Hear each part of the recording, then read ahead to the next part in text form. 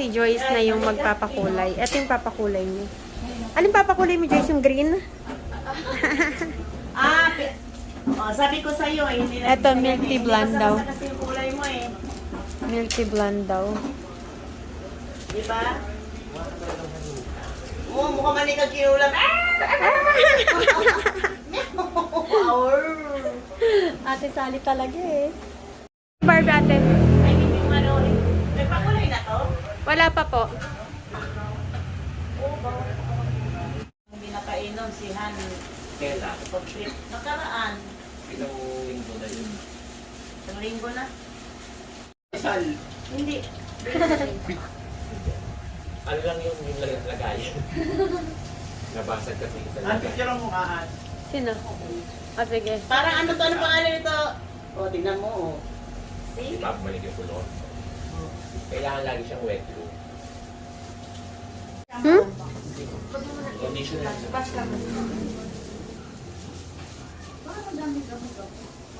Uulan naman lang.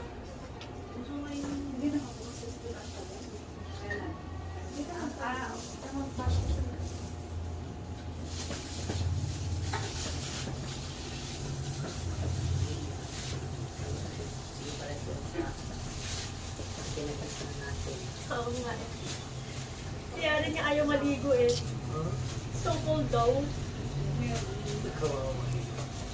Hindi, mag-ano ka? Me. Ay, bakit ko kasi? Hindi ko nga dapat sa iyo. Tapos nung kahapon, andito naman sila. 10 o'clock, ano ko yun yung gabi, na alanganin, yung alas 9 yung una, tapos kagabi naman 10 o'clock.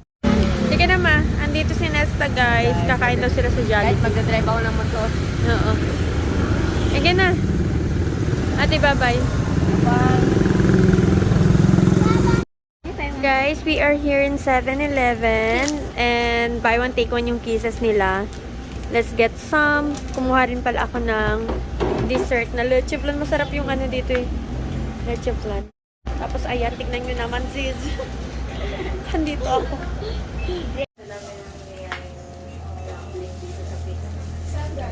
Guys, highlight si Joyce.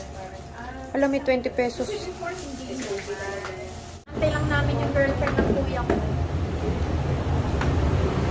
Magkain na tayo na. Did you bring the Hershey?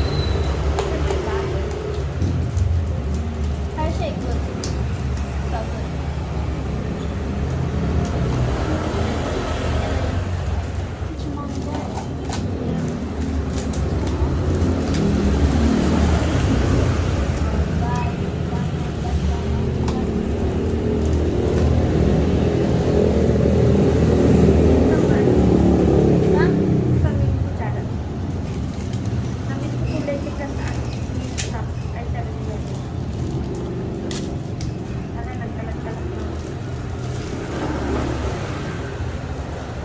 Dapat dalawang binigyan mo ako.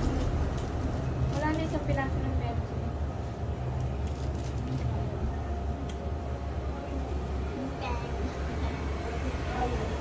Sinama ko si Barbie kasi siya, gel polish. Acrylic. Pero hindi nga. Hindi nagre-remove. Nag-stay na 1 month. Pero, Kasi, hindi pa kami tapos.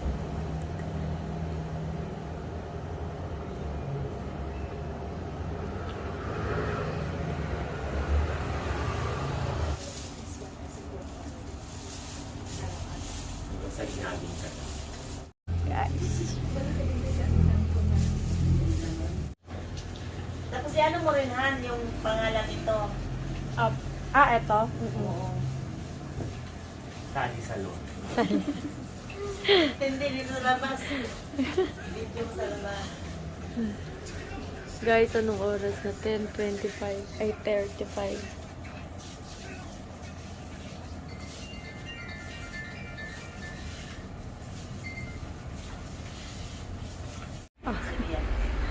Ganyan-ganyan lang. Wala, tapos na. Bye. Bye na. O ikaw naman. Kaloka. Di ba nagugupit ka ng ate? Oo, nagpupupit ako doon pero yung mga may mga edad na. Yung mga Utal-utal. Guys, ang ganda ng ano niya, ang kulay. Oh my gosh. Parang may naiwan sa unahan lang. Saan?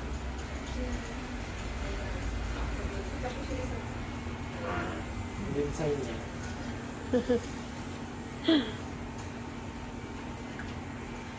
Sa akin, ito pa.